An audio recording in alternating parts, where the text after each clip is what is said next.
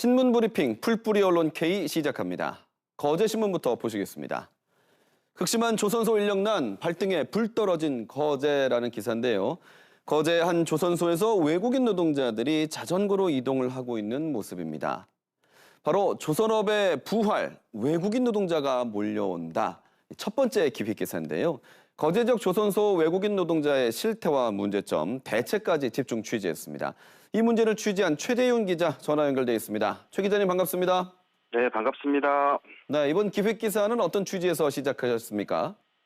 네, 오랜 수주 가뭄 끝에 우리나라 조선업이 수주 회복기를 맞았습니다. 하지만 조선업계의 구조 조정과 불황을 이유로 빠져나간 조선소 인력이 돌아오지 않아서 극심한 인력난에 허덕이고 있는 상황입니다. 조선업계와 정부는 조선소 인력난을 극복하기 위한 대안으로 외국인 노동자를 조선소 현장에 투입하는 방안을 마련했습니다. 하지만 외국인 노동자 유입에 따른 문제도 따르고 있어 이번 기획을 준비하게 됐습니다. 네, 최근 조선업이 호황기를 맞으면서 거제 지역 조선소에 외국인 노동자들이 늘고 있죠?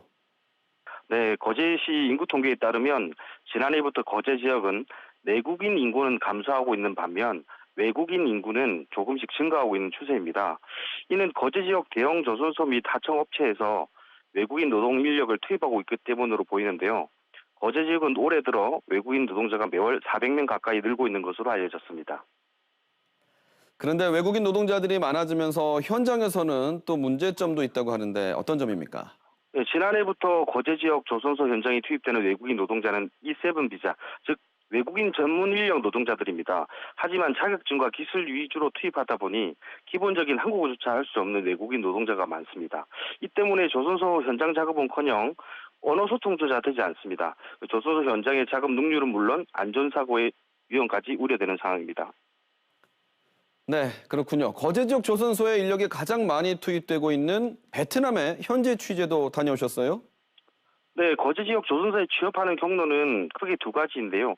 조선사에서 베트남 사무실을 두고 직접 외국인 기술 노동자를 선발하는 과정이 있고요. 베트남 현지 민간 인력 업체와 우리나라 측 민간 업체가 협력해서 운영하는 경우입니다.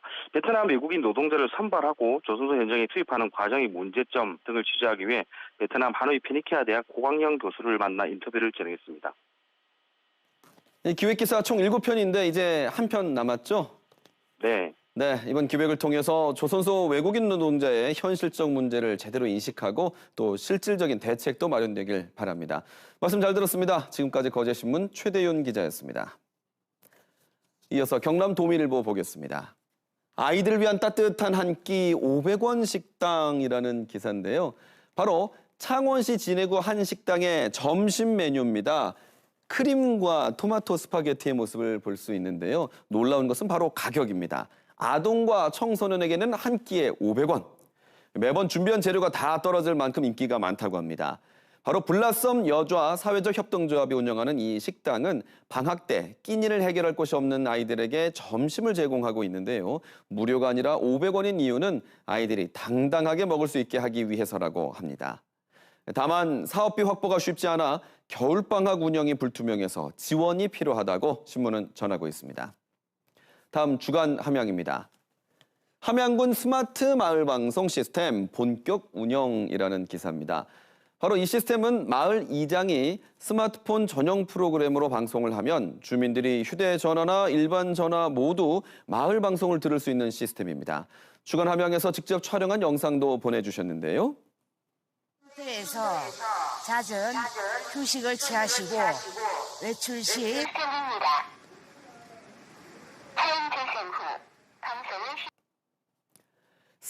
함양군 스마트 마을 방송. 이 전용 프로그램을 설치하면 언제 어디서나 마을 소식을 들을 수 있다고 합니다. 그동안 마을과 떨어져 있거나 또는 지형이 험해 마을 방송을 듣기가 불편했던 가구들에게 희소식이 될 것이라고 신문은 전하고 있습니다. 끝으로 한산신문입니다. 전국 최초 조형 등대, 한산항 등표, 등대 문화유산 지정이라는 기사입니다.